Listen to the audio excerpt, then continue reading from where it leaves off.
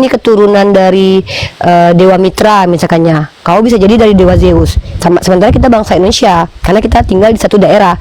Tapi kalau etnik Bani itu kan anak, nggak bisa aku dikatakan Bani Israel kalau bapakku Bani Ismail, nggak bisa. Itu namanya fitnah, itu namanya memfitnah, nggak boleh. Nah, dalam situasi Isa seperti itu dan dia sebagai bangsa Israel, apakah bangsa Israel mengenal yang namanya Isa? Bangsa Israel yang mana dulu nih? Aku kan nggak tahu. Itu udah masuk kategori sejarah. Kau mempertanyakan pengetahuan orang Israel sama aku, mana aku tahu? Ada-ada aja ini. Lalu dari mana kita tahu dia bangsa Israel? Dari mana kita?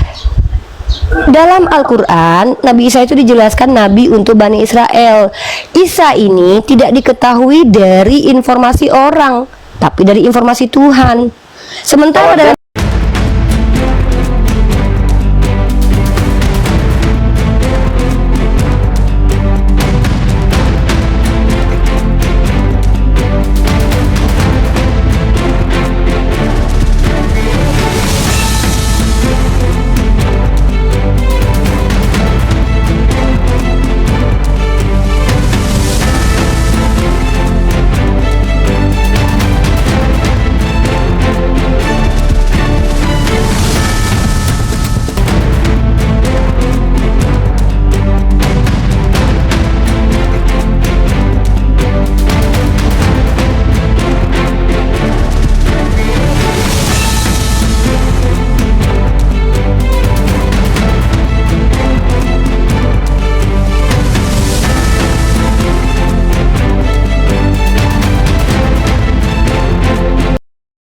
Assalamualaikum warahmatullahi wabarakatuh. Bertemu lagi dengan channel Kristologi Muslim, channel yang akan memperlihatkan diskusi dan debat lintas agama. Pada kesempatan hari ini, semoga kita semua dalam keadaan sehat walafiat, selalu diberikan kesehatan, dan segala macam urusan dilapangkan, dipermudahkan, dan dilancarkan seperti apa yang diharapkan, dan juga diberikan segala kecukupan ekonomi, rezeki yang melimpah yang tidak pernah habisnya dari Allah Subhanahu wa Ta'ala. Di video kali ini masih seperti biasa, saya akan memperlihatkan diskusi dan debat lintas agama di mana nantinya apologet Islam dan oknum Kristen akan saling bertanya dan menjelaskan agama masing-masing. Yang mana kita akan bisa menilai mana agama yang benar-benar bisa diterima dan dipahami secara akal pikiran manusia yang berakal. Di video ini juga kita akan melihat diskusi dan debat Unirifa dan apologet Islam lain dengan beberapa oknum Kristen yang mana kita bisa mendapatkan ilmu dan pengetahuan tentang ajaran Islam dan ajaran Kristen. Dan bagaimana berjalannya diskusi ini, apakah akan berjalan tenang dan santun atau malah sebaliknya memanas, di mana biasanya oknum Kristen jika tidak sanggup menjawab pertanyaan dan juga tidak terima ajaran dan isi kitabnya dibahas, mereka akan emosi dan marah, bahkan sampai menghujat pribadi atau ajaran. Nah, daripada penasaran dengan diskusi dan debat ini, mari kita simak saja videonya sekarang. Yang mengaku aku tidak dapat berbuat apa-apa dari diriku sendiri. Ada yang mengaku Yesus, sosok ngaku-ngaku segala kuasa telah diberikan kepada aku di bumi dan di surga. Persis perkataan iblis. Jadi beda. Kalau Yesus anak Maria, coba lihat sopan orangnya. Aku tidak dapat berbuat apa-apa dari diriku sendiri. Nah, itu anak Maria tuh. Itu bisa jadi sama dengan Nabi Isa itu. Tapi kalau segala kuasa telah diberikan kepada aku di bumi dan di surga, akulah Alfa Omega. Wah, itu berpotensi iblis karena Yesus tidak pernah ngaku-ngaku ketika dia ada di bumi. Karena dia selalu merendahkan dirinya. Aku nggak dapat berbuat apa-apa. Masa ada orang kontradiksi? Pertama dia bilang aku tidak dapat berbuat apa-apa, terus dia bilang aku punya kuasa. Kan nggak mungkin. Yang ngaku-ngaku punya kuasa yang bukan Tuhan itu hanya iblis. Hanya yang mengaku kuasa itu kalau nggak Tuhan, kalau nggak iblis. Nah, kalau ada yang ngaku-ngaku tidak berkuasa tapi dia bukan Tuhan, maka dia adalah iblis. Contohnya dalam kitab kalian tuh, iblis mengaku adalah penguasa bumi. Yesus juga ngaku berkuasa, sama persis dengan kelakuan iblis. Ketika ada sosok manusia mengaku sebagai Mesias yang baru bangkit dari kematian, konon katanya baru bangkit dari kematian, makan ikan goreng, tiba-tiba mengaku bahwa dia memiliki kuasa di bumi. Nah, itu Itu karakternya beda banget dengan anak Maria yang rendah hati seperti nabi-nabi dan Nabi Isa itu. Ya, itu sulit. Tidak sama. Misi Isa Al-Masih tidak sama dengan Yesus, yang tidak boleh sama. Nah karena itu Jangan bicara tidak boleh, kita bicara tidak sama aja. Kalau tidak boleh itu kan subjektif, itu pendapatmu. Kalau tidak sama itu saya akui. Nabi Isa itu tidak kurang ajar mulutnya. Nabi Isa itu tidak mungkin ngatain perempuan anjing, ngatain orang ular buludak, ngatain orang munafik, itu nggak mungkin. Nabi Isa itu lisannya sangat mulia. Bahkan ketika dalam sirah Nabawiyah ya, ketika dia berjalan bersama Hawariyun itu semua tutup mulut tuh. Tapi dia memuji, ada bangkai kambing ya, dia puji itu giginya cantik sekali. Tapi kalau Yesus itu jangankan kambing ya, pohon ara dia kutuk, orang lagi jualan dia acak-acak, perempuan dikatain anjing, orang Yahudi dikatain ular buludak. Jadi memang karakter tuh beda banget. Yesus dalam kitab kalian dengan Nabi Isa karakternya beda banget. Nabi Isa itu wajihan fi dunia wal akhirah. Apa namanya? Istilahnya itu apa ya, dekat dengan Allah di dunia dan di akhirat. Kalau Yesus itu kan terkutuk, dia dijadikan berdosa, terkutuk. Secara esensi memang beda. Loh, memang secara esensi beda kelas memang. Sorry. iya. Ada satu lagi tambahan izin pengidama ya, ada satu lagi tambahan Yesus mengatakan kepada yang katanya ibunya dengan mengatakan hei perempuan. Nah itu juga tuh. Kalau Nabi Isa itu dia aja melindungi ibunya waktu dia masih bayi loh. Kan gara-gara dia diizinkan Allah, iya, waktu Allah mengizinkan dia bisa berbicara. Ntar saya mau jemur sepatu. Sepatu aku jatuh. Tapi kalau Yesus waktu dia lagi khotbah di Bukit Zaitun aja ibunya datang, ini ibumu, mana ibuku, mana saudaraku, ibuku dan saudaraku, mereka yang mengerti firman Tuhan katanya. Kan sedih kali itu. Nabi Isa aja waktu dia masih bayi aja ibunya dia yang bela. Akhlaknya emang beda, emang agak beda akhlaknya antara Yesus dengan Nabi Isa. Ya agak tercela sih Yesus katanya, woman katanya, perempuan katanya. Agak kasar sih. Terus agak nggak sopan menurut aku. Masa mamanya datang mau nengok anaknya lagi khotbah di Bukit Zaitun diejek, tidak diakuinya kan? Parah kali pun Yesus. Itu sih bedanya. Itu bang itu ya, memang beda karakternya. Sorry ya sambil jemur sepatu ya. Saya lupa tadi guys, kemarin jemur sepatu. Lanjut Bang Duta, santai-santai ya. Kita debatnya nggak debat. Kuliah Uni. Insya Allah. Iya. Jadi kalau tidak diperbolehkan, kalau tidak kata bahwa itu tidak boleh tidak diperbolehkan, berarti ada kemungkinan dia sama. Apa nih kemungkinan sama tuh? Bukan gini loh, Yesus dalam kitab kalian itu banyak perspektifnya, menurut Matius lah, menurut Lukas lah, menurut inilah, menurut itulah, kan menurut maka kami tidak percaya gitu loh. Tapi kalau dilihat ada yang sama karakternya. Contoh, karakter yang baik itu sama dengan Nabi Isa. Contoh ketika ada yang bernama Yesus, waktu dia mengaku, aku tidak dapat berbuat apa-apa dari diriku sendiri, aku mengikuti perintah Bapa. Itu sama persis seperti Nabi Isa tuh, tawadhu dia. Tawadhu. Berarti intinya ini orang yang berbeda. Iya, orang berbeda lah, anggap aja berbeda. Nah, orang yang berbeda ini sekarang, apakah Isa itu adalah orang Israel atau bangsa orang Yahudi? Apakah Isa itu adalah orang Israel atau orang Yahudi? Bukanlah. Nabi Isa itu tidak pernah dipanggil dengan Bani Israel loh. Nabi Isa itu selalu dipanggil dengan Ibnu Maryam. Apa maksud Ibnu Maryam? Anak Maria. Nggak mungkin dia dikatakan Bani Israel. Maria? Kalau Maria iya, Maria itu Bani Israel. Yang kau tanyakan anaknya, bukan Marianya. Kan keturunan itu dari bapak, bukan dari mama. Mana sih? Lalu dia keturunan apa? Siapa? Yesus. Yesus mana bapaknya? Dia nggak ada keturunan, nenek moyangnya nggak ada, bapaknya nggak ada. Jadi tanpa keturunan. Memang dia nggak punya bapak. Gimana sih Nabi Isa kan nggak punya bapak? Ya berarti matematikanya kita pastikan dia tidak punya keturunan. Bukan nggak, memang dia belum. Ini aneh nih, nenek moyang nggak punya nenek moyang, nggak punya keturunan. Gimana Iya, sih dia ini? kan nggak ada keturunan dari siapapun. Berarti dia tanpa dari keturunan siapapun. Tanpa nenek moyang. Karena dalam Islam dan Yahudi, yang namanya nenek moyang itu disandarkan kepada bapak, bukan kepada mama. Dia cuma punya mama doang, makanya disebut dengan Ibnu Maryam.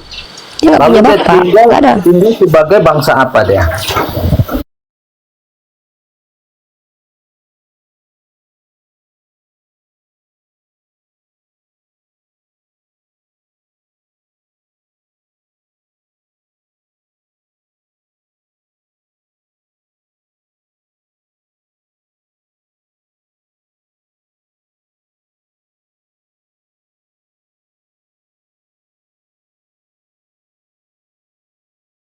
Saya ngerti. Kamu ngerti nggak bedanya bangsa dengan etnik? Kamu tahu nggak?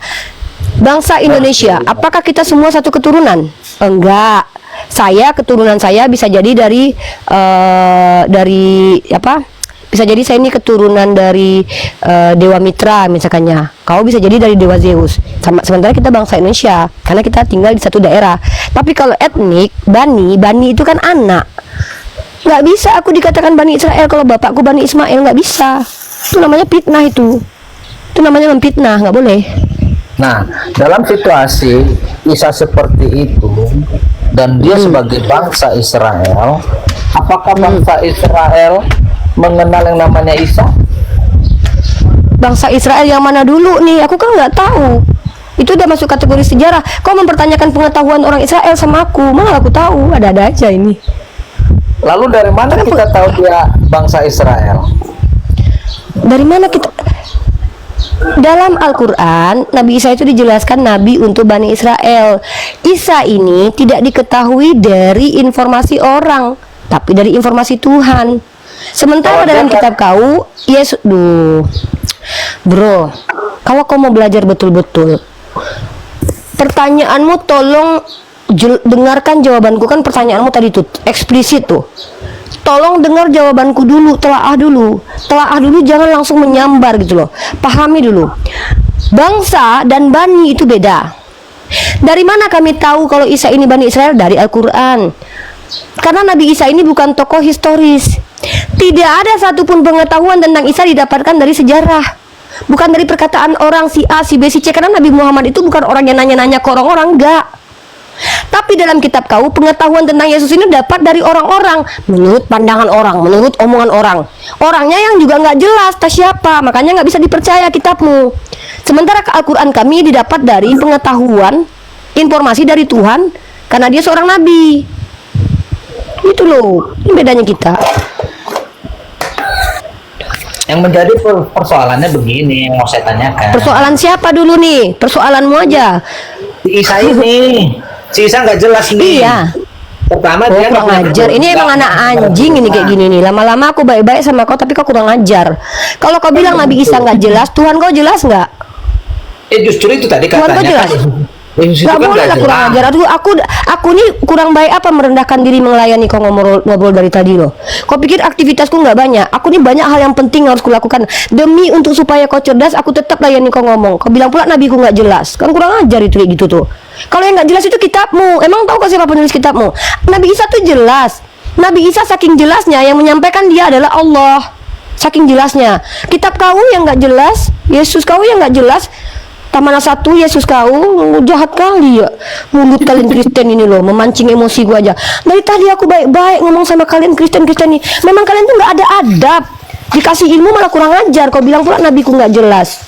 Kan aku bilang, kalau kau menghujat Tuhan kau kutuk dia nggak apa-apa. Jangan nabiku kau hujat.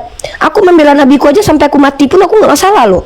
Ya, janganlah sampai aku mati pula membela nabi ya. Karena nanti aku mau berperang sama Nabi Isa aja nanti lawan Yahudi. Nggak, diam dulu kau.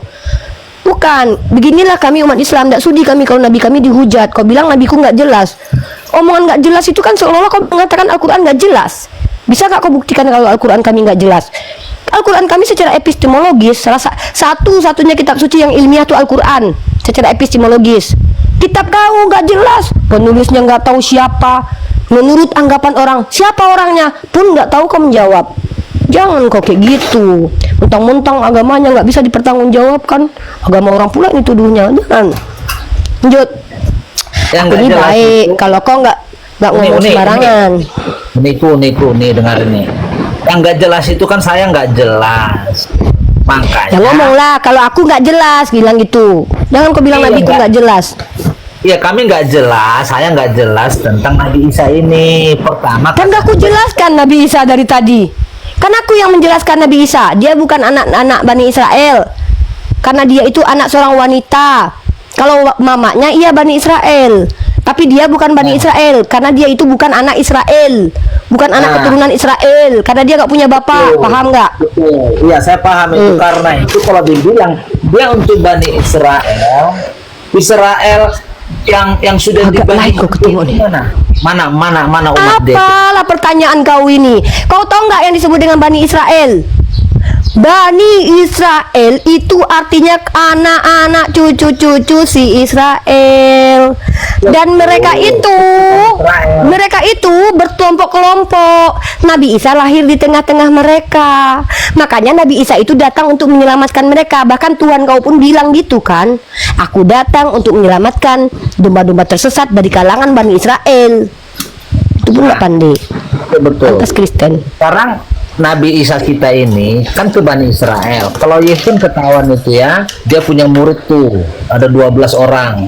Lalu Apa berkembang. pula ketahuan dia punya 12 murid? Bagaimana si Isa ini setelah dia jadi Bani Israel? Apa Emang Kristen ini pantas jadi Kristen, teman-teman. Maki. Sejak kapan kau mengatakan si Yesus ini kan punya 12 murid? Itu kan klaim di kitabmu. Pertanyaanku adalah, bisa nggak kau membuktikan bahwa Yesus punya 12 murid itu tervalidasi secara ilmiah, fakta arkeologis. Misal nih, Nabi Muhammad itu secara fakta arkeologis terbukti punya menantu namanya Abu Bakar sama siapa satu lagi, Umar. Kenapa? Umar itu masuk dalam kisah historis ketika dia bertemu dengan Sopronius. Nah, Sopronius ini tokoh agama lain dan diakui oleh agama lain bahwa memang bertemu dengan Umar. Itu namanya fakta arkeologis. Nah, sekarang aku tanya sama kau. Kau tunjuk fakta arkeologis kalau Yesus betul-betul punya 12 murid. Klaim Yesus punya 12 murid itu hanya omongan dalam kitabmu yang nggak jelas siapa penulisnya. Jangan mengaku-ngaku jelas lah di sini loh. Kitabmu nggak ada yang jelas isinya loh. Kalau Al-Quran itu jelas. Perhatikan nih, mohon izin ini 2 menit. Kita Kalau bicara sama ketahui aku ada jelas-jelas Musa nih. ngomongnya. Ada Musa ya. Nah, dari mana kau tahu Musa? Nah, dari kitab suci lah. Dari mana lagi kalau kitab suci? Oke, apa alasan kitab itu kau katakan suci? Kenapa kitab itu kau katakan suci? Alasannya apa? Coba, tidak ada alasan kita balik ke Departemen Agama kalau itu dibilang bukan kitab suci. Teman-teman, saya bertanya ini bukan mempertanyakan legitimasi Departemen Agama. Yang kutanya adalah ketika statementmu bahwa kitabmu jelas kitabmu suci. Makanya aku tanya, kitab karangan orang yang tidak jelas di kanon berubah-ubah dan diterjemahkan berulang-ulang dianggap suci, alasannya apa? Coba kau tunjukkan sama aku, jelaskan sama. Kalau Al-Quran jelas nih, apa alasan Al-Quran dikatakan suci? Pertama, tidak bercampur dengan perkataan manusia, semuanya murni perkataan Allah. Kedua, kenapa Al-Quran dikatakan suci? Di dalamnya jelas memberikan petunjuk tentang siapa Tuhan, siapa Nabi, dan rukun-rukunnya, dan sangat eksplisit. Dan tidak ada pertentangan antara satu ayat dengan yang lainnya, dan bahkan semua ayatnya bisa dihafal. Dan hanya Al-Quranlah satu-satunya kitab suci yang apabila ditanya epistemologisnya siapa, mengapa, di mana, bagaimana, itu mampu dijawab. Tapi ketika kitab kalian yang kalian katakan suci ini, aku tidak terima gitu loh. Kenapa? Apa bedanya kitabmu dengan buku porno? Kalau ada buku porno dimasukkan ayat Markus di dalamnya, apakah bisa dikatakan Bible? Nah, untuk statementmu itu yang mengatakan kalau kami kan jelas Musa, dari mana informasinya? Dari kitab suci. Apa alasan kitabku dikatakan suci? Tapi kalau kau tadi menjawab begini, dari mana kau tahu tentang Musa? Dari karangan-karangan tulisannya orang Yahudi. Aku masih diam. Oke lah, itu betul. Karena memang Musa yang dalam perspektif orang Kristen diketahui dari buku-buku Yahudi yang banyak menipu. Orang Yahudi itu kan dikatakan Al-Quran dan Yesus banyak penipu. Jadi kalian itu semua pengetahuan kalian tentang Yesus, tentang buku-buku, tentang orang apa Tuhan-Tuhan atau segala macam, itu kalian dapat dari orang Yahudi yang banyak berbohong. baik menurut Nabi Muhammad, baik menurut Yesus, karena gelar mereka ular beludak. Jadi kalian itu menyandarkan informasi tentang Musa, Abraham dari orang yang terbiasa berdusta, sementara kami dapat informasi dari orang yang tidak pernah berdusta seumur hidupnya. Makanya saya tanya, alasan kau mengatakan bahwa pengetahuanmu tentang Musa itu lebih jelas daripada pengetahuan kami tentang Nabi Isa, apa alasannya? Karena aku tahu dari kitab suci. Kan berlanjut pertanyaannya. Oke, kalau kau akui kitab karangan yang nggak jelas itu adalah kitab suci, sebutkan satu alasan kenapa kitab itu dikatakan suci. Kalau nggak bisa kau jelaskan sama aku, jangan kau katakan suci, itu tipuan namanya. Kemenak kan mengatakan itu kitab suci. Kemenak mengatakan itu kitab suci bukan karena ada alasan ilmiahnya, tapi karena kalian diakui sebagai agama di Indonesia. Ketika negara Indonesia mengakui Kristen sebagai agama, bukan berarti Yesus itu adalah Tuhan. Nggak begitu caranya. Maka untuk menunjukkan kepada kami bahwa kalian itu ilmiah, coba kalian jelaskan apa alasan kitab kalian dikatakan suci. Karangan orang iya, campuran iya, nggak tahu otoritasnya yang mengkanon siapa. Isinya banyak pornonya, banyak ayat-ayat kejinya di dalam. Ada Tuhan di dalam berkontradiksi dengan dirinya sendiri. Kok bisa dikatakan suci? Maka tolong jelaskan kepada saya, apa alasan kitab kalian dikatakan suci? Karena Itu baru ilmiah. Itu kan diilhamkan. Diilhamkan itu maksudnya apa? Diilhamkan. Ada Nggak, maksudnya nggak ngerti maksud diilhamkan ini apa maksudnya? Baik, Coba jelaskan lebih. Ya, diilhamkan itu artinya ada kontrol Allah di dalam waktu mereka itu menulis itu sehingga tidak ditemukan kesalahan. Tidak ada kesalahan, mantap nih ya, tunjukkan samamu ya. Namanya kitab Aduh, tidak ada kesalahan ya. Nih, Yonatan Purnomo mengatakan dalam kitabmu tuh ada 6.000 kesalahan loh. Yesus Jonathan yang bilang, Tuhan nggak bilang gitu. Loh, Siapa kamu lebih lebih berilmu daripada Yonatan Purnomo. Kamu bisa bahasa Yunani nggak? Yonatan Memang Purnomo itu seorang dokter bahasa Yunani loh. Jonathan ini Tuhan. Teman-teman perhatikan. Loh, yang menulis kitab itu emang Tuhan. Barulah. Nabi lah. Bro, Nabi ada Nabi kalau- Musa. yang menulis kitab Yahudi itu Nabi Musa emang. Ada Yesaya, kan banyak. Ada Daniel. Memangnya yang menulis kitab Yesaya itu Yesaya? Emang apa kelebihan si Purnomo sama si Daniel sama si Musa? Jauh. Setidaknya si Yonatan Purnomo bicara dengan ilmu. Kau bicara nggak pakai ilmu. Yang kutanya itu penulis kitab Yesaya itu Yesaya. Kau tahu dari mana penulis Yesaya itu adalah Yesaya? Nih, kutunjukkan kau data deh. Ada kadang memang dengan orang Kristen nih kita harus menggunakan bahasa-bahasa rendah. Nah, Loh, kalau seandainya kau tidak sepakat ada orang Kristen yang kuliah dan berilmu, enggak masalah. Tapi dalam dunia akademisi, yang namanya kebenaran itu, salah satu kebenaran itu disebut dengan kebenaran teori, kebenaran performa, kebenaran yang disandarkan kepada orang yang berilmu. Kau bukan siapa-siapa, orang bodoh mengatakan orang berilmu, orang bodoh itu enggak diterima. Misalnya kau bukan orang, enggak, tunggu dulu, aku tanya dulu, kau pernah pernah belajar teologi enggak? ya paling tidak baca-baca lah. Kau cuman baca-baca. Nenekku juga bisa baca-baca. Yonatan Purnomo itu adalah seorang doktor. Dia seorang doktor. Sampai sekarang masih ada kitab kejadian-kejadian kitab itu nggak boleh. Kitab porno juga masih berserak sekarang. Memang kalau kitab itu masih ada, kitab itu benar. Nah, ada ya nih, kau tengok inilah. Udahlah kau kalau mau menyalah-nyalahi orang terpelajar di kalangan kau tuh nggak ada urusan sama aku. Aku pakai literasi aja. Aku nggak mau coklatologi aja. Apa itu? Lama-lama sebaik-baiknya Kristen kalau diskusi dengan kita, kalau udah ketampol mereka akan kejang. Lihat aja si dia ini, dari tadi kan sok baik dia ini, tapi aslinya kan kelihatan. Lihat aja, dia bahkan menghujat Yonatan Purnomo yang belajar loh. Jadi di Kristen ini orang semakin belajar semakin digoblok-goblokin. Kau tengok ini ya. Apa kata? Siapakah yang menulis Injil dan kapan? Kalian itu mendustai kami, membohongi kami. Kalian bilang penulis Matius itu Matius, dusta kalian. Menurut Katolik Identity, Katolik ini lebih dulu daripada Protestan tahu. Kepengarangan Injil yang menyandang nama Matius juga tidak pasti. Secara umum diterima bahwa penulisnya bukanlah Rasul Matius. Tuh. Iya, tapi kan tidak pasti, berarti ada kemungkinan. Oh, jadi agama kalian ini berdasarkan kemungkinan, tapi berani-beraninya kalian agama yang masih mungkin ini ditawarkan kepada orang-orang. Tidak dipastikan, tidak. Ya sama, berarti tidak juga bisa kau pastikan bahwa penulisnya Matius. Jadi apa hebatnya kau yang memastikan? Apa hebatnya kau yang kira-kira penulis Matius dengan kira-kira bukan? Apa hebatnya? Sama aja itu posisinya itu. Kira-kira Matius dengan kira-kira bukan.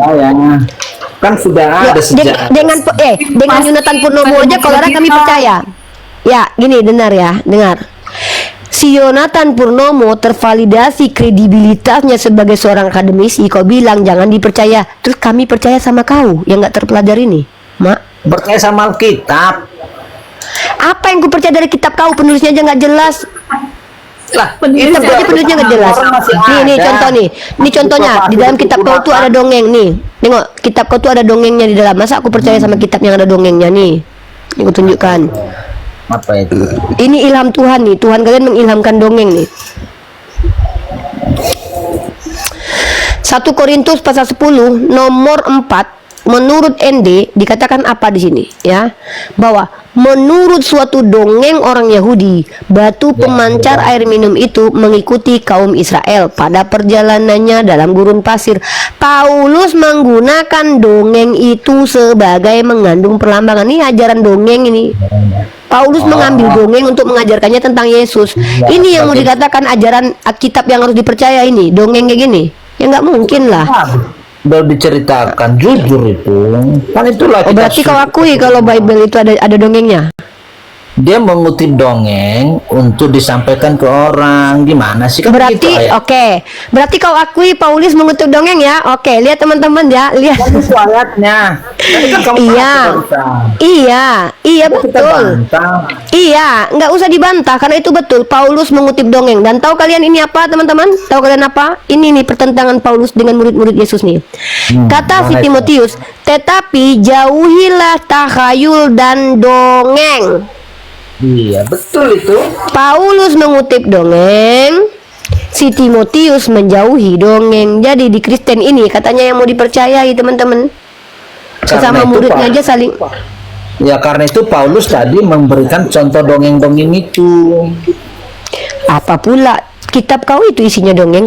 Si Paulus Ya, itu tadi kan mengutip dongeng. pertama tadi Ya. Pak Paulus kan mengutip dongeng karena Paulus Dijadikan katakan sebagai- dongeng-dongeng begitu. Iya, kata si Timotius jauhi dongeng. Paulus mengutip dongeng.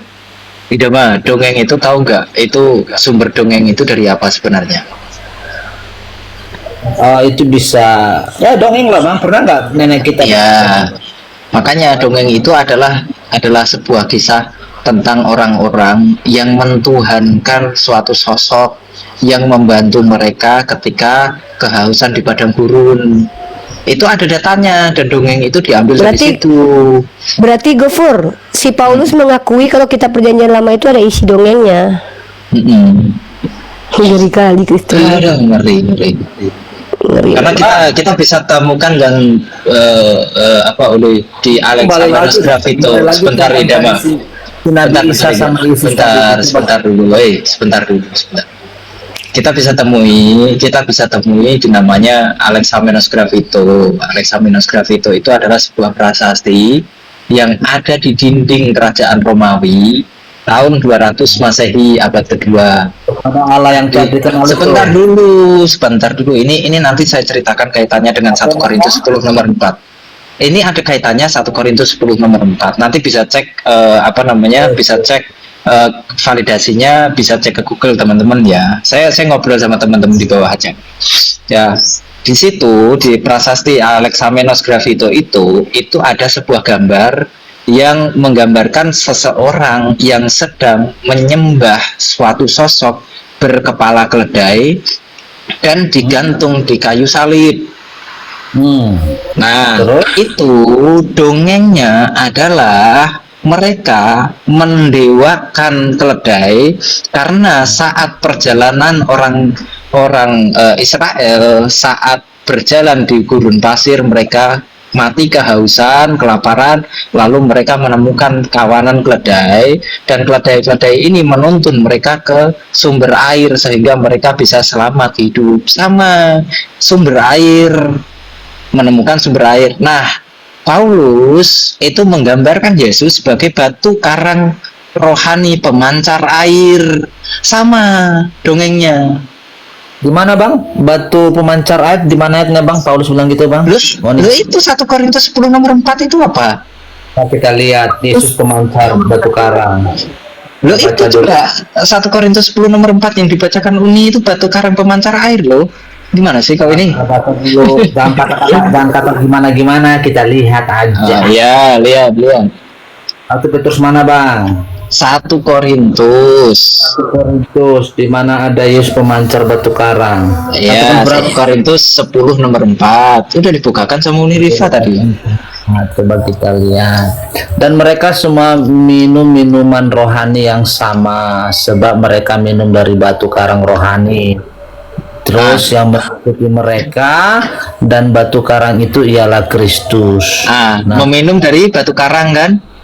Ya, batu karang rohani kan? Betul, tapi sesungguhnya ini mah. Hah? Benar nggak? Meminum nggak? Meminum batu karang nggak? Meminum dari batu karang atau enggak? Iya.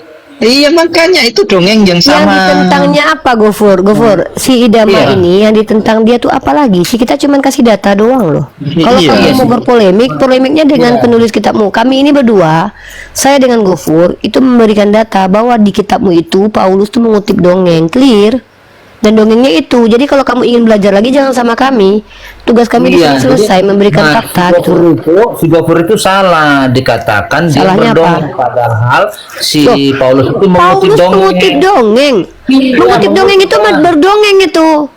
Jadi kalau Paulus ini mengutip dongeng dan menjadikannya ajaran itu enggak. Duh, parah nih. Justru di sini Gofur dan aku sepakat bahwa Paulus itu mengklaim dan mengaku kitab Perjanjian Lama itu ada dongengnya karena dikutip sama dia dan diakui itu sebagai dongeng. Udah itu aja kok masalahnya. Itu problemnya ya sudah. Jadi enggak. Ya udah kalau kau sudah akui kalau Paulus mengutip dongeng udah clear debat kita sudah. Apalagi di kami enggak mungkin kitab suci itu ada isi dongengnya di dalam gitu loh. Itu karena ada kutipan di situ. Beda si Gofur bilang apalah yang dia bilang ini kami tidak mempertentang. Nggak ada si Gofur bilang dari tadi Paulus mendongeng tuh nggak ada, tapi dia mengutip dongeng. Apa sih saya kan juga gini loh Idama, saya kan juga mengkorelasikan ternyata ada sebuah prasasti yang menceritakan tentang dongeng itu. Nama prasasti yang menceritakan dongeng itu prasasti Alexander Gravito. Kesini cocok logikan kesini kan gitu. Sehingga kok cocok logikan? Kok cocok logi? Yang dibela si Idama ini apa? Mengutip dongeng gimana sih? Jadi masalahnya kita tadi Nabi Isa tadi kan kayak gitu. Nggak ada masalah. Untuk Bani Israel, contoh gini seperti Musa untuk umatnya kan jadi banyak itu umatnya itu sampai sekarang pun ada ceritanya. Apa ini? Enggak, tunggu dulu bentar, udah to the point. Kau mau bertanya apa lagi? Nggak usah. Ada masalah, itu kan masalah orang Kristen yang bukan masalah bagi kami. Kalau itu bermasalah bagi kalian, itu kan masalah kalian aja. Yang kami izinkan di sini kalian bertanya, bukan curhat tentang masalah kalian. Tanya aja, apa pertanyaanmu selanjutnya? Nah, terus ini kayak Nabi Muhammad ada umat Muslim sampai sekarang berkembang besar kan kayak gitu.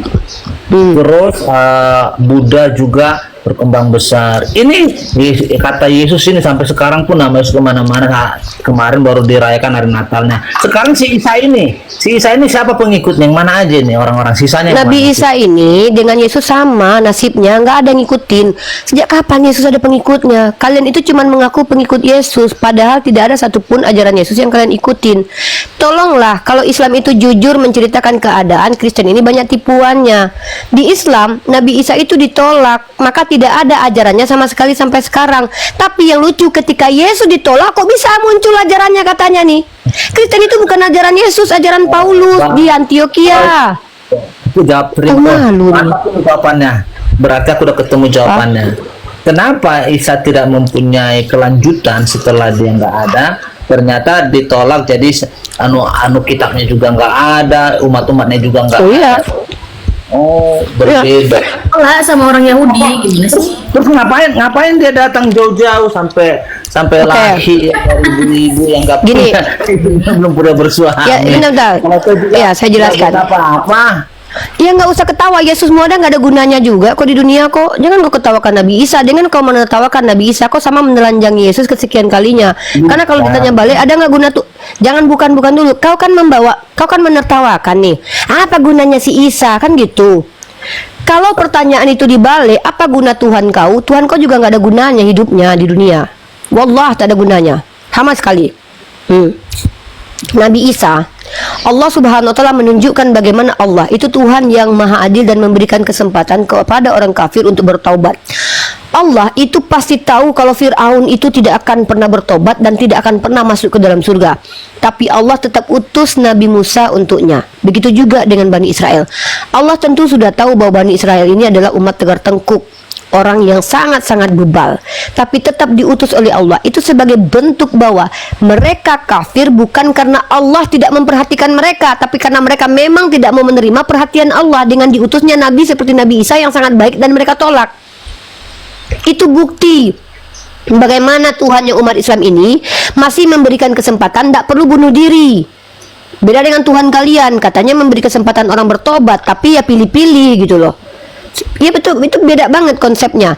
Nah, Nabi Isa itu tugasnya belum selesai. Jangan kau bilang dia nggak ada guna. Kan aku bilang Nabi Isa itu ketika datang di tengah-tengah orang Israel, itu hanya membuktikan kalau di Al-Quran nanti Yahudi terkutuk ada alasannya, karena mereka itu tidak terima Nabi Isa datang.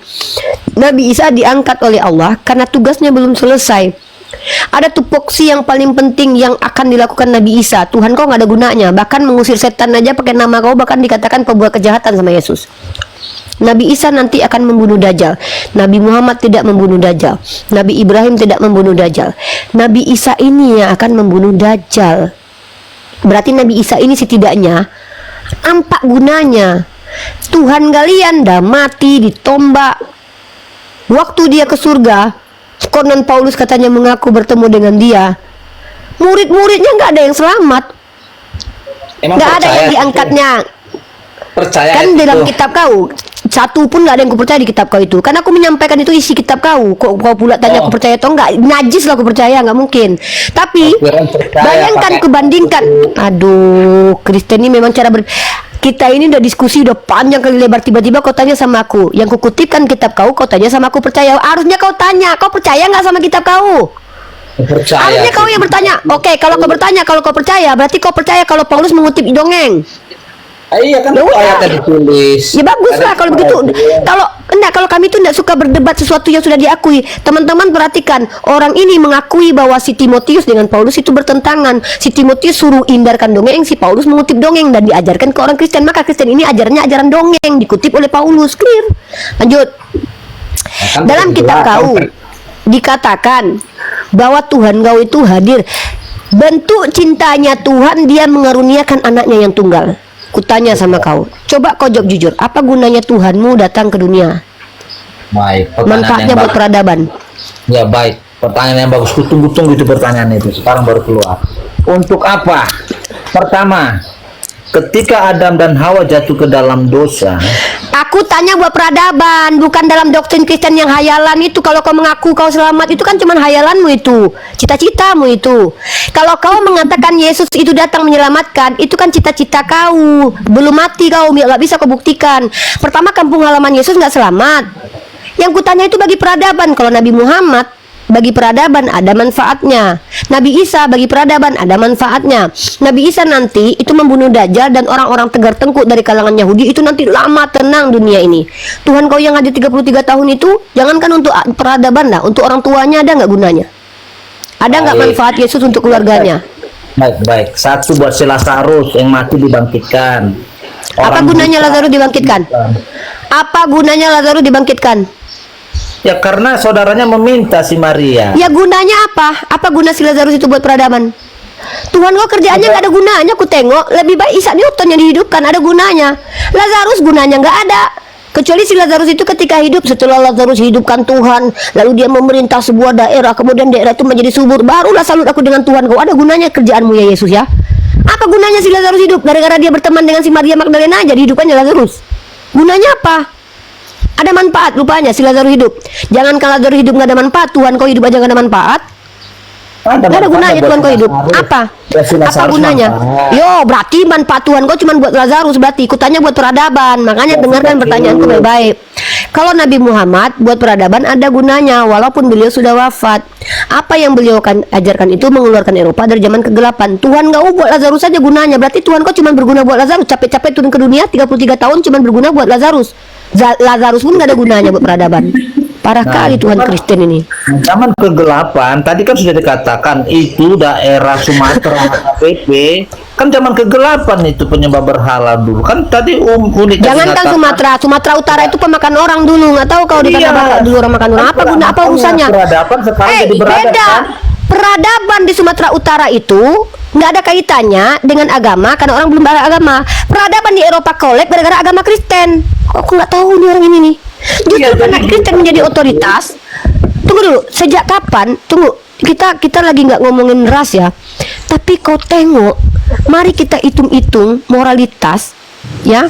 Kau tahu bahkan orang aku nggak sebutkan namanya ya. Ada kawanku orang Batak, dia sendiri yang bilang, aku kalau di kampungku banyak kali pencurinya katanya. Kalau datang ke kota malu aku. Berarti kalau kau bilang beradab, mohon maaf nih aku nggak mau ngejek-ngejek nih ya. Tapi orangnya sendiri yang bilang. Yang ku maksud ini, kalau Kristen jadi mayoritas, langsung kolab negara. Berarti agama kau yang menjadi asbab orang nggak beradab. Bukan masalah Itu loh. Kristen. Ini tentang Yesus, kehadiran Yesus ke seseorang. Nah, ya udah, apa guna? Aku tanya sama kau. Berarti Tuhan kau itu, Muhammad seperti apa ke seseorang kan gitu peradaban. oh, Nabi Muhammad bukan untuk satu orang aja loh. Nabi Muhammad bahkan untuk Eropa ada gunanya. Kan ini kutunjukkan datanya nih. Nabi Muhammad bahkan sudah wafat pun, apa yang dia ajarkan memperbaiki peradaban Eropa. Dan itu datanya dari nasional nih, peradaban Islam nih. Nih ya. Nih, kita tengok lagi nih data nih. Kita kalau bicara pakai data ya. Nabi Muhammad kok tanya-tanya untuk kampung halamannya, kau tengok kampung halamannya sekarang itu kaya dan jangan sangat-sangat aman. Tuhanmu jangankan untuk kampung halamannya, untuk mamaknya aja nggak ada gunanya. Emang ada privilege yang diperoleh oleh Maria? Nggak ada nih. Ada. Bagaimana apa? Apa Saya tunjukin ya. untungnya jadi mamak Tuhan? Apa?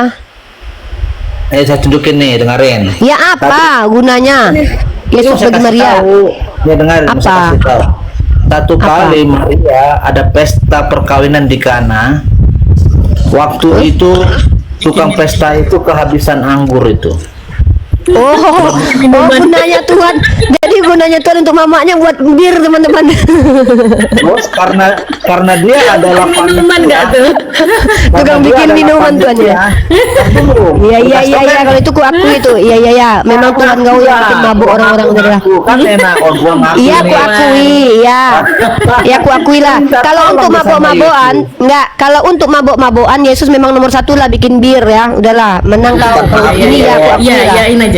Ya, kalau untuk minum-minuman keras, aku akui lah Yesus kau. Makanya banyak yang tukang tua itu orang Kristen rata-rata. Kalau Ya, gini aku kan akui. keren. Iya, aku tuh keren loh. Kalau untuk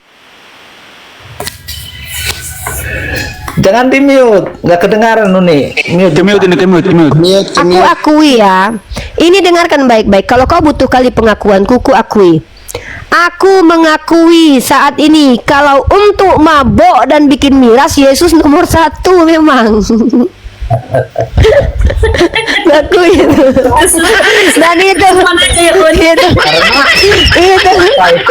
dan itulah kebanggaan Maria. Berarti kata si Dama ini, itulah kebanggaan Maria. Maria, anak kau apa gunanya? Bikin anggur coy. Membuat Salah air ngambil jadi contoh. anggur. Kan keren itu. Salah ngambil contoh. Iya betul. Yang pesta perkawinan di sana. Itu tukang pesta itu kan lagi kabus anggur. Aku bikin lah judulnya. Aku bikin judul nanti lah judul tulisannya. Ternyata Yesus berguna buat mamanya bikin anggur kataku. Maria bangga banget punya anak. Nanti kan jadi ada anggur. cerita. Ya nanti kan ada cerita nih. Bunda Maria diundang lah misalkan ya kan. Aku diundang. Nama anakku Arum ya kan. Si Arum kan dia menang lah di sekolahnya gitu kan. Ayo silakan ibu-ibu yang membanggakan anak-anaknya, silakan sebutkan apa yang kalian bisa banggakan dari anak kalian. Aku naik ke atas panggung kan. Alhamdulillah Arumi juara 1 tahfiz Quran.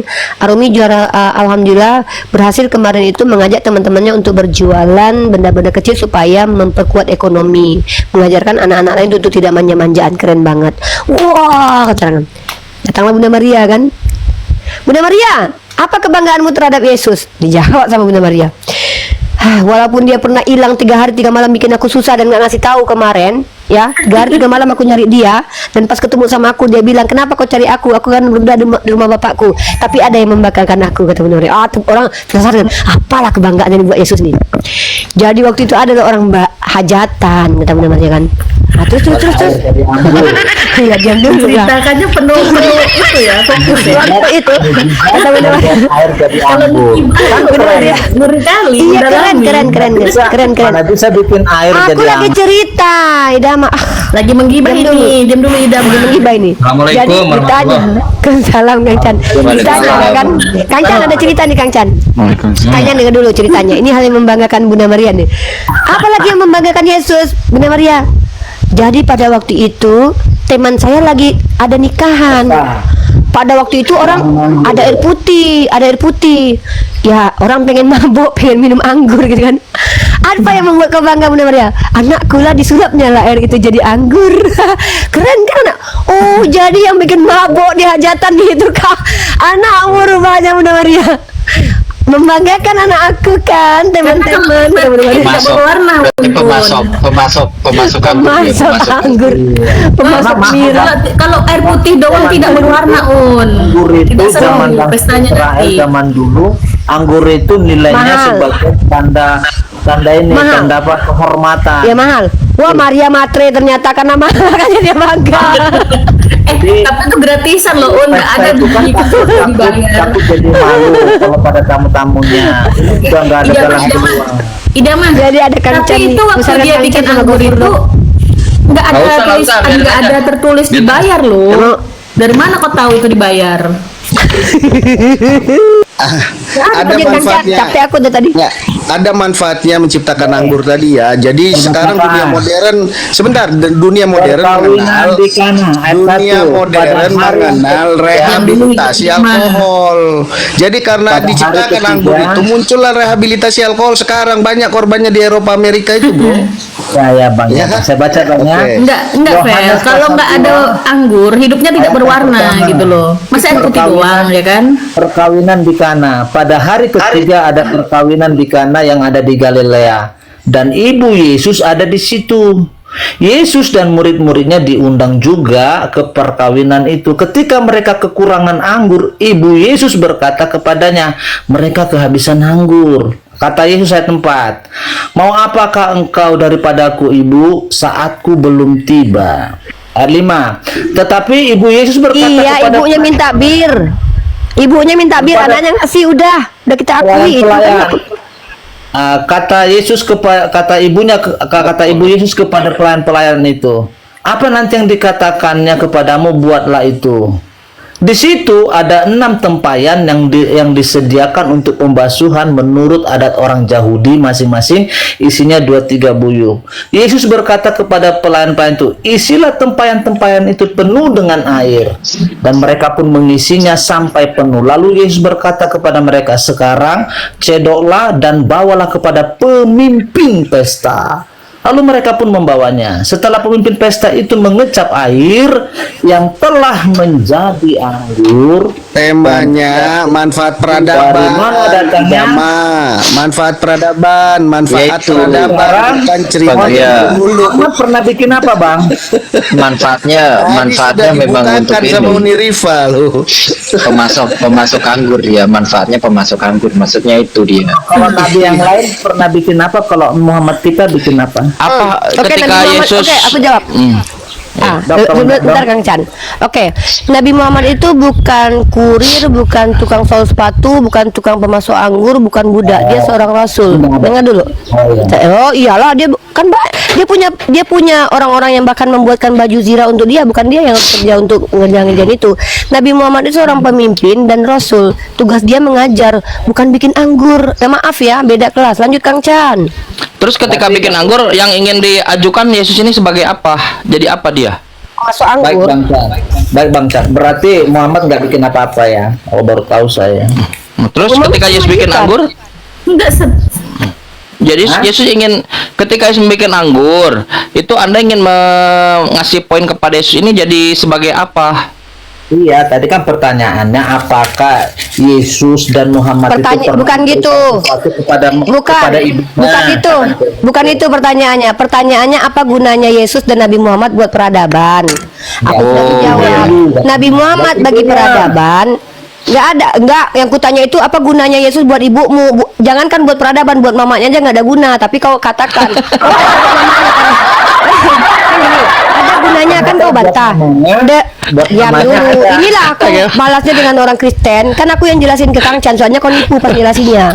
Kan gini ku bilang, apa gunanya Yesus bagi peradaban? Karena menurut aku, jangankan bagi peradaban, untuk mamanya aja Yesus tidak berguna kan gitu. Lalu kau bilang, ada gunanya. Aduh, aku lagi ngomong dipotong. Aku Nanti lagi dulu, ditanya Idama, Kang nanti dulu. Chan. Iya. Dan Kang Chan lanjut diskusi samamu. Bang Chan diam dulu, jangan ketawa Bang Chan. Kok kau sibuk Kang Chan ketawa? Aku terganggu dengan omonganmu. Aku gak terganggu dengan Kang Chan ketawa. Aku terganggu dengan ketawa kau. Aku terganggu dengan ketawa kau. Dengan ketawa kau pula, dengan omongan kau. Diam kau. Diam dulu lah deh. Ya Allah, memang betul-betul manusia nggak sih orang Kristen ini sih? Aku lagi ditanya sama Kang Chan, artinya aku lagi ngobrol sama Kang Chan. Kau diam. Nah, aku bilang sama Kang Chan kan mau lanjut diskusi. Aku mau nyapu nih ya. Kang Chan, tadi kan aku gini temanya. Apa guna Tuhanmu bagi peradaban? Kan ku bilang gitu Kang Chan, karena dia mengatakan Nabi Isa nggak ada guna. Ku jawab Nabi Isa ada gunanya untuk peradaban, dan tapi Tuhanmu nggak ada guna. Dijawab sama dia. Nggak ada satupun jawaban dia menunjukkan Yesus ini ada guna bagi peradaban Kang Chan. Ku persempit lah skala. Oke, kalau gitu untuk kampung halamannya nggak ada guna juga Kang Chan. Ya udahlah kalau gitu untuk orang tuanya aja lah, untuk mamanya apa gunanya? Kan nggak ada gunanya sebenarnya Yesus ini. Tidak membuat ibunya mulia, tidak memberikan rumah kepada ibunya, bahkan menurunkan roti mamanya pun nggak dapat. Ternyata ada manfaatnya, kata si Idama ini apa? Mamanya pengen minum anggur, dipasoklah anggur sama si itu gunanya. Ternyata gunanya tuh buat mamanya adalah memasok anggur gitu loh. Supaya mabok. Ya, ditanya lah sama si Idama ini, Nabi Muhammad pernah buat apa? Ku jawab, sejak kapan Nabi Muhammad ini tukang koki, tukang pemasok anggur? Nabi Muhammad tuh nggak disuruh-suruh. Nabi Muhammad itu bahkan punya ahli tulis di sampingnya. Dia adalah orang yang bahkan bisa memerintahkan orang lain. Dia majikan. Justru dia adalah khalifah. Masa presiden kau suruh-suruh jualan atau bikin anggur? Kan nggak aja. Kang Chan dilanjut diskusinya ya. Temanya adalah apa guna Yesus bagi peradaban? Kalau nggak ada, ngapain bertuhan kepada orang yang berguna? Mending bertuhankan kepada Magicom ini, masih bisa rebus kacang nih, kalian tengok nih ya. Aku jujur ya, daripada aku menuhankan Yesus, lebih baik aku menuhankan Magicom ini, masih bisa rebus kacang di dalam ini loh. Serius, ada gunanya. Tidak, aku kenyang. Jangan dituhankan Yesus ini, karena Yesus sudah Tuhan. Nggak boleh. Lanjut Kang Chan, aku nih nyapu. Bentar dulu, 2 menit nyari kunci. Bentar. Kang Chan, pertanyaan saya. Kang Chan, Ya, silakan. Kang Chan mencret, kabur. Coba Kang Chan. Gimana silakan. Iya Kang.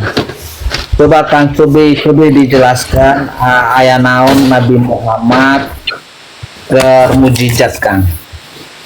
Banyak menyuplai air hingga ratusan orang, padahal cuman dari satu bejana. Satu, membelah bulan. 2, ada dalam hadis. Nanti saya tidak di depan laptop, tapi ada dalam hadis, nanti bisa cek.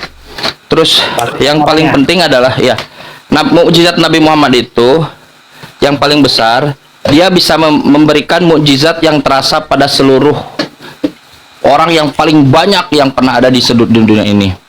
Apa itu? Musa, Al-Quran. Bentar dulu, saya nyari kunci dulu bentar ya. Aduh, cari dulu lah. Kamu mandar kulihat.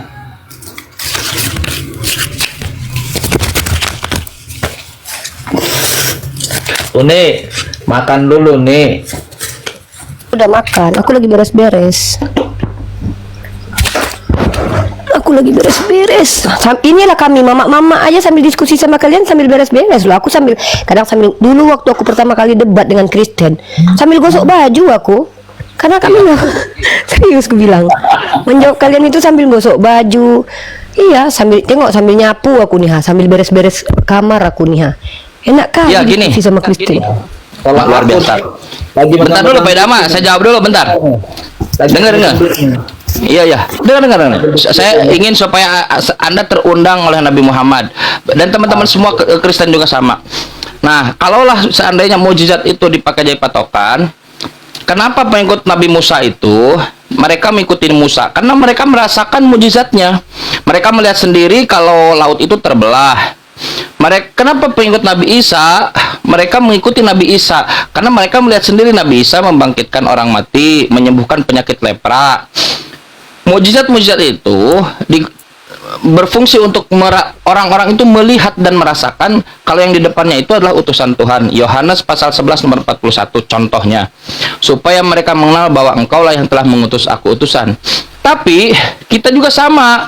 Kita juga punya hak dong, seperti orang yang di belakangnya Nabi Musa.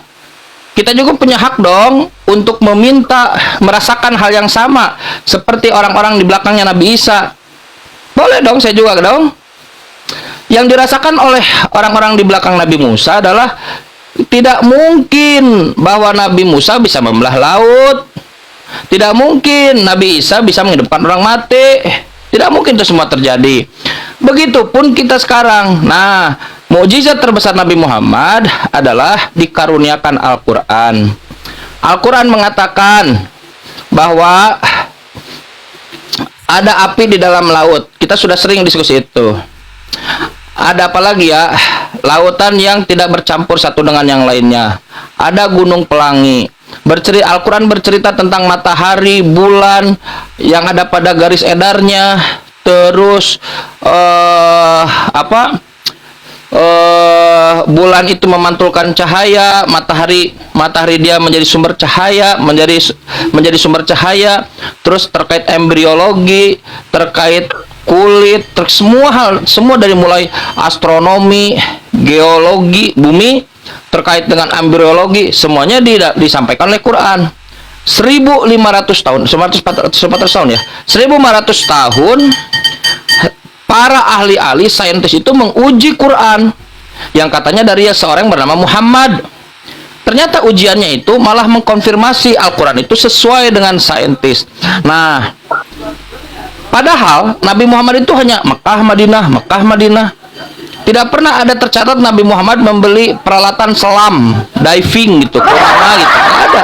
Nabi Muhammad tercatat mempunyai teleskop. Nggak pernah ada. Nabi Muhammad mempunyai endoskop, seperti harus dia mengetahui bagaimana embriologi, bagaimana mengetahui mikroskop, bagaimana mengetahui bagaimana urusan kulit lah, terus kan tidak mungkin. Kalau tidak mungkin, rasional kita mengatakan berarti ini bukan dibuat oleh Nabi Muhammad. Ini dibuat oleh orang yang mengetahui seluruh ini, yaitu Tuhan, bukan orang. Tentang astronomi, pencipta seluruhnya. Dari situ saya merasakan hal yang sama seperti orang-orang di belakang Nabi Musa. Bergetar bulu kuduk kita, merinding. Tidak mungkin Nabi Musa membelah laut. Tidak mungkin Nabi Muhammad mengucapkan itu semua. Ini namanya the living miracle, mukjizat yang hidup. Allah sudah adil. Allah menunjukkan kepada kita mukjizatnya, Al-Quran. Untuk apa Al-Quran itu dijadikan sebagai the living miracle, mukjizat yang hidup? Supaya mengenal bahwa engkaulah yang telah mengutus aku. Inni Rasulullah ilaikum, kata Nabi Isa. Wa ma arsalnaka illa kafatan linnas. Tidaklah kami utus engkau Muhammad selain untuk seluruh manusia, rahmatan lil alamin, sebagai parakletos untuk menginsafkan dunia. Gitu. Sekarang saya tanya, siapa nabi-nabi yang dari zaman dulu yang di dalam Bible bisa menghadirkan mukjizat yang sampai terasa hingga kita sekarang, seperti halnya Quran? Nol, nggak ada. Makanya kata Yesus, aku akan minta kepada Bapa. Kan begitu kan? Bapa akan berikan kepadaku seorang penolong yang lain. Jika dia datang untuk menginsafkan dunia. Nabi Muhammad. Bapak Ibu sekalian, teman-teman Kristen, utusan Tuhan untuk Bapak Ibu sekalian sudah hadir. Namanya Nabi Muhammad sallallahu alaihi wasallam.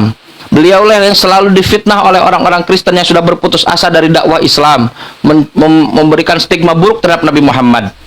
Beliau padahal nantinya akan menjadi penolong, menjadi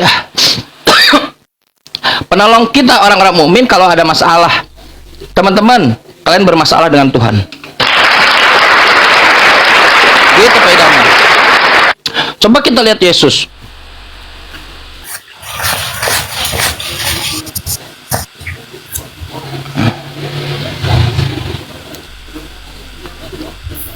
Itu jawabannya. Atas, Kang? Atus dong.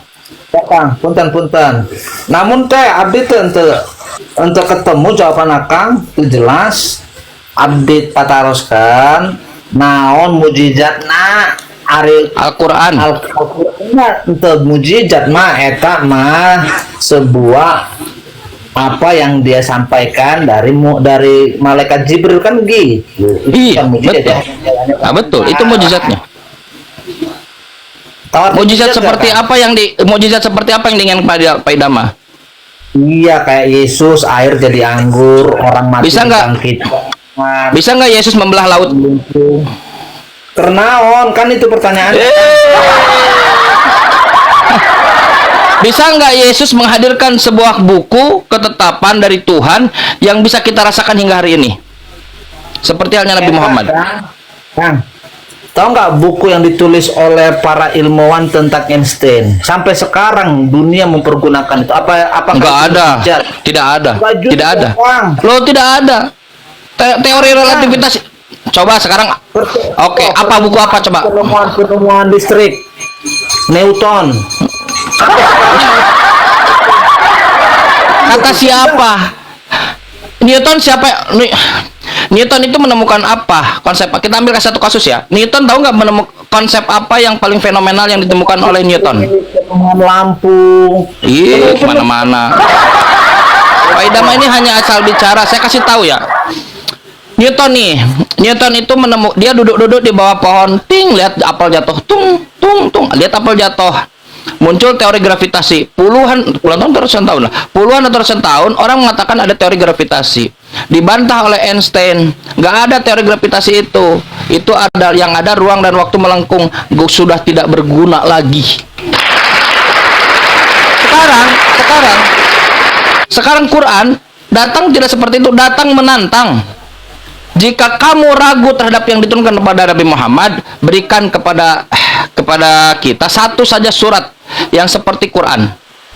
Bawa seluruh sekutu-sekutumu. Wa in kuntum fi raibim mimma nazzalna ala abdina. Jika kamu ragu terhadap apa yang telah kami turunkan kepada hamba kami Nabi Muhammad, fa'tu bi suratim min mislih. Datangkan satu saja surat yang semisal Al-Quran. Surat yang paling pendek Pak Idam itu tiga ayat. Inna atainakal kausar fasalli lirabbika wanhar inna sani'aka huwal abtar. 3 ayat itu 1500 tidak pernah bisa. Wad'u syuhada akum min dunillah. Bawa tuh seluruh penghujat Islam. Bawa seluruh penghujat Islam sini. Fa illam taf'alu, tak akan bisa buat. Walan taf'alu, nggak akan bisa. Seandainya Unirifa sekolah sampai S5, dia mau membuat yang semisal Quran, nggak akan pernah bisa. Nggak akan pernah bisa. Kalau sudah tidak bisa, apalagi opsi yang kalian mau pikirkan? Fattakun narolati waquduhan nasu wal hijaroh. Tinggal berlindung saja, takutlah kalian dari api neraka yang sudah disampaikan oleh Quran. 90% apa yang disampaikan oleh Quran benar, maka Quran akan rasional benar ketika mengatakan akan ada surga dan neraka. Kalau surga neraka benar, berlindunglah kepada Allah dari neraka itu. Waquduhan nasu wal hijaroh, yang bahan bakarnya dari idama. Idam bom. Supaya bahan bakarnya nyala, lemak harus banyak. Pak bom.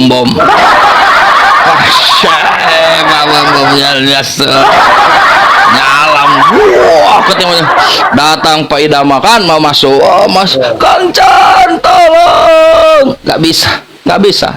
Kangcan lagi apa? Aku lagi ngarujak sama Unirifa. Rujak Spanyol. Nggak bisa. Mohon maaf. Harusnya dulu. Makanya kan suruh pikul salib kan suruh pikul salib juga kan. Salib buat jadi bahan bakar. Iya, bakar ya. Nambah-nambahin gitu. Inilah kalian nih. Amat gitu ya Kang.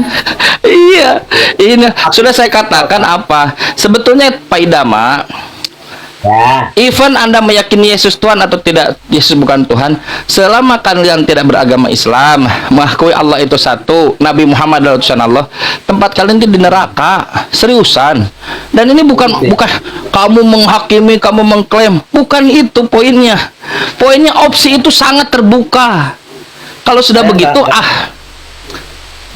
Saya mau, Kang. Kan dibilang kan jadi bahan bakar nih. Nah, berarti nanti Kang Cang kan masuk neraka ini, kan gua yang bakar, kan gua bahannya. ya Anda, saya kan di surga. Gimana saya bisa masuk neraka? Saya di surga. Makanya nih. Saya melihat, oh kasihan dia kulitnya. Bahan bakar nih. Seperti bensin kan jadi bahan bakar. Nah, jadi kalau ada orang masuk neraka kan gua yang bakar. Yang bakar nanti Pak Idam itu bahan bakarnya. Nah, panas di situ habis. Yang dimasukkan si mata pisau. Satu. Masuk deh situ semua. Jadi satu dengan yang lain itu saling menjadi bahan bakar. Yang bahan bakar. Fatakun narolati wakuduhan nasual hijaroh. Bahan bakarnya itu adalah manusia. Masuk ke situ. Tolong Yesus. Jangankan di sana.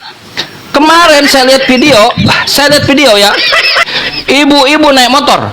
Oh, demi Yesus bertiga. Oh, saat jalanan rata. Ketika jalan mudun turun, gas nggak bisa terkontrol. Allahu Akbar.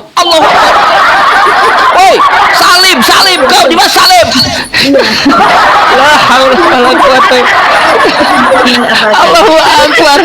Mana Yesus? Tuhan Yesus. Iya. Di situ Allahu Akbar, ya Allah. Allahu Akbar. Ya udah. Allahu Akbar gitu. Kalian mengatakan Yesus Tuhan sampai hari ini karena jalanan masih datar. Seriusan.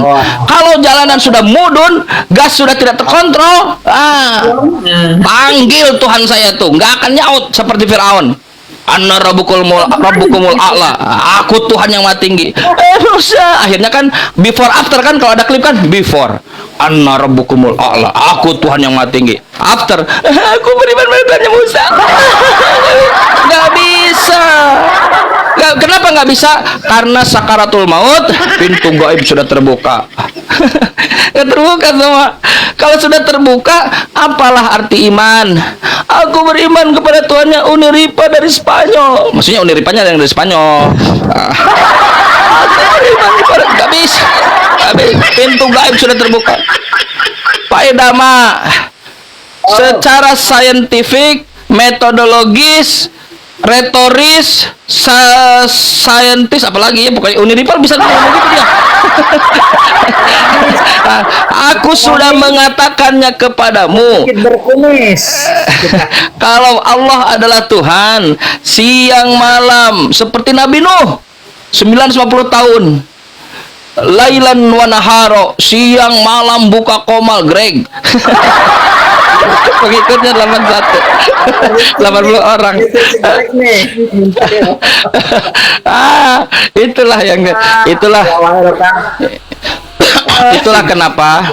Itulah kenapa salah satu doa di dalam Islam itu adalah ya muqallibal qulub, wahai Allah yang membolak-balikan hati, tabit qalbi ala dinik, teguhkanlah hatiku ini di dalam agamamu. Begitu.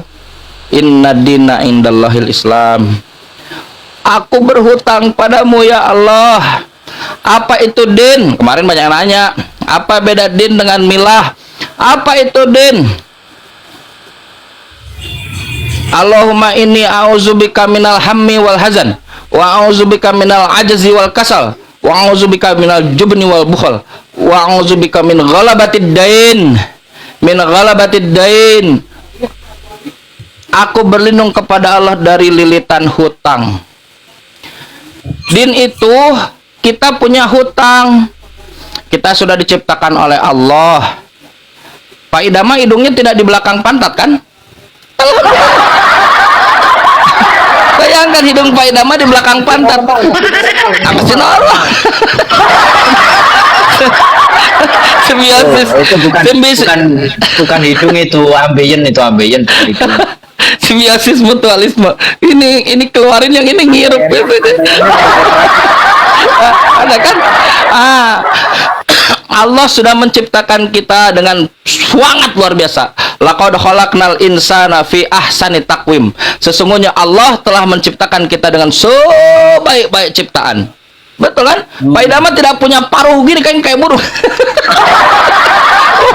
Tapi ada kan? Tidak ada. Cipta sudah terbaik. Nah, bentar dulu, saya selesaikan dulu. Karena sudah diciptakan dengan terbaik, maka kita berhutang kepada Allah. Karena kita berhutang, si penghutang itu harus menghadirkan kewajiban. Kita berhutang kepada dia, kewajiban. Adin itu tuntutan dari Tuhan, karena kita banyak hutang kepada Tuhan. Kita sudah ciptakan begini. Nabi, kau ini kan sudah diampuni dosamu ya Nabi. Kau sudah kau ahli surga ya Nabi.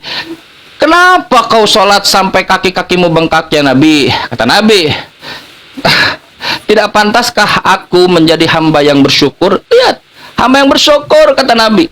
Karena tahu mindset Adin itu seperti apa. Diciptakan sudah ke Anda nih Kristen. Bayangkan iblis itu dia tahu Allah itu seperti apa. Seiblis-iblisnya iblis, tak ada yang mengatakan iblis, tak ada satu kali pun. Koreksi saya kalau saya salah ya, teman-teman ya. Tak ada satu kali pun iblis mengatakan bahwa Tuhan itu pakai kolor. Itu iblis. Kalian la haula wala quwata illa billah.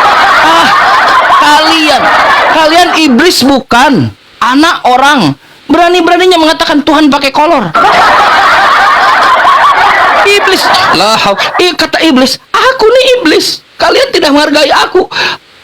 Iblis nih. Seiblis-iblisnya nggak pernah mengatakan Tuhan pakai kolor. La haula wala quwata illa billah. Inilah kalian ini kalau bejat itu orang paling bejat sedunia. Kalau kalian mengatakan Tuhan punya anak, bayangkan langit bisa runtuh.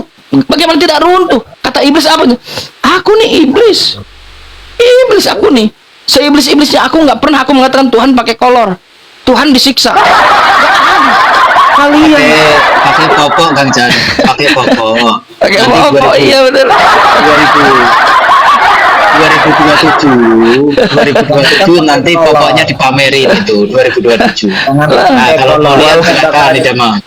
Iya, makanya kata Allah, walakumul wailu mimma tasifun. Kecelakaanlah bagi kalian karena sudah mensifati Allah dengan sifatan yang buruk. Tapi Allah ini maha adil. Allah selalu memberikan sel darah putih. Di dalam tubuh kita juga kan perang kan, ada sel darah putih, ada kurang. Memberikan sel darah putih. Siapa sel darah putih itu? Tentara al-Jundullah, tentara-tentara. Siapa dia? Dipimpin oleh ratu mahasiswa.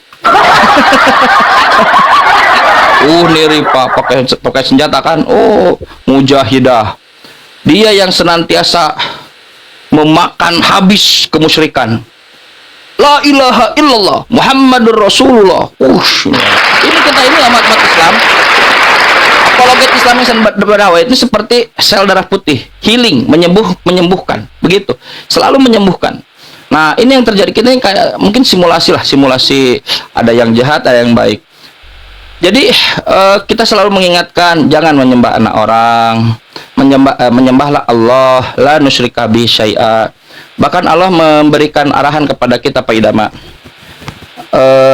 Wahai ahli kitab, wahai orang yang membawa referensi, kemarilah, ayo naiklah Komal. Komal Banggrek ini bagus. Ada Mbak Iren, Mbak Melani, dia orang-orang cantik, menarik. Orang baik. Ta'alau, kemarilah, naiklah. Kemara menuju kalimat yang sama. Kalimatnya bainana wa bainakum, antara kami dan kalian. La na'budu illallah. Jangan menyembah selain Allah, wala nusyrika bi syai'a. Jangan menyekutukan dengan sesuatu apapun. Itu klaim Nabi Muhammad. Padahal Nabi Muhammad tidak pernah baca Bible seperti kita membaca, nggak pernah ada. Tapi ketika kita membaca Bible, benar juga. Coba Anda cek sebagai Kristen. Kalau Anda cek di dalam Bible, Anda buka Yohanes pasal 4 nomor 22, 23, 24. Kata Yesus, aku dan murid-murid menyembah. Jadi Yesus menyembah. Yesus nggak pantas disembah karena dia menyembah. Penyembah benar adalah menyembah Bapa, Tuhannya Yesus. karena Tuhan bukan roh. Coba kata Yesus, dengarlah orang Israel, Tuhan Allah kita, Tuhan itu Esa. Sama nggak? Sama. Hanya dibungkus dengan bahasa-bahasa yang kita tidak pernah tahu dari mana bahasa itu berasal. Konsepnya lihat, Yesus menyembah satu Tuhan. Yesus menyembah, Yesus bertuhan, Yesus punya Tuhan. Aku pergi kepada Bapakku dan Bapamu, Tuhanku dan Tuhanmu. Innallaha Rabbi wa Rabbukum. Dia adalah Allah, sesungguhnya Allah, Tuhanku dan Tuhanmu. Penyembah benar menyembah Allah. Yohanes pasal 4 nomor 23. Nah, Warabukum fa'buduhu. Sembahlah dia. Hadza siratul mustaqim. Inilah jalan yang lurus ya Bani Israel. Itu. Tapi kalau kalian masih Kristen, kalian bukan mengikuti Yesus, kalian mengikuti gereja. Orang-orang gereja, mohon maaf ya, nanti cek kalau saya salah. Orang-orang gereja itu mereka makan ikan goreng juga. Seriusan. Makan ikan goreng. Karena mereka lapar, mereka nyari duit. Kalau mereka makan gorengan, makan seperti kita, makan beras, makan semua yang dia makan, kita pun makan itu sama. Kalian dengan mereka itu sama. Kenapa kalian rela menggadaikan integritas kalian hanya untuk mendengarkan ocehan yang tidak pernah ada dalilnya? Ada nggak? Kenapa tidak coba kalian tegakkan integritas kalian? Yesus Tuhan. Aku cek dalam Bible Pak Pendeta ya. Nanti dulu. Kalau udah begitu nanti masalah. Aku cek dalam Bible ya. Dalam Bible katakan aku dan Bapa adalah satu. Cek lagi. Benar nggak bahwa aku dan Bapa adalah satu menunjukkan Yesus Tuhan? Nggak benar. Bohong kau pendeta. Tegakkanlah. Begitupun juga dengan Islam. Bang Greg dikatakan oleh gurunya. Kata gurunya, Bang Greg, Allah itu Tuhan. Cek dulu, cek. Mulai dari kanan. Allahu Rabbul Alamin. Oh iya, Allah Tuhan semesta alam. Ada. Ini dari kanan, dari kiri. Allahus Samad. Ada. Allah Tuhan tempat bergantung. Ada.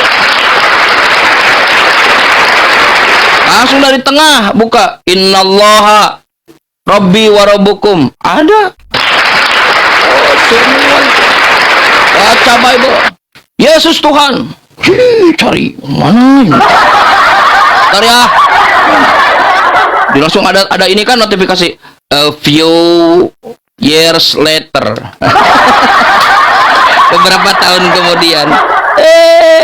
Bukannya mendalili malah jadi begini. La haula wala quwata illa billah.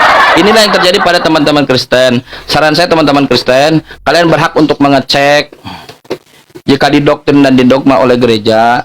Kalian berhak untuk mengecek apakah doktrinnya benar atau tidak. Quran mengatakan, "Qu anfusakum wa ahlikum naro." Peliharalah diri kalian dan keluarga kalian dari api neraka. Begitu Pak Idama. Saya akhiri diskusi dan debat para apologet Islam yang telah memberikan kita ilmu dan pengetahuan tentang ajaran Islam dan ajaran Kristen. Semoga ilmu yang kita dapat dari diskusi dan debat ini dapat membentengi kita dari pemutatan yang mana pada saat sekarang banyaknya misionaris mencari muslim yang awam untuk dimurtadkan. Saya akhiri video ini. Terima kasih kepada saudara-saudari muslim semua yang telah mengikuti diskusi ini sampai habis. Sampai ketemu lagi dan nantikan video-video diskusi dan debat apologet Islam selanjutnya. Assalamualaikum warahmatullahi wabarakatuh.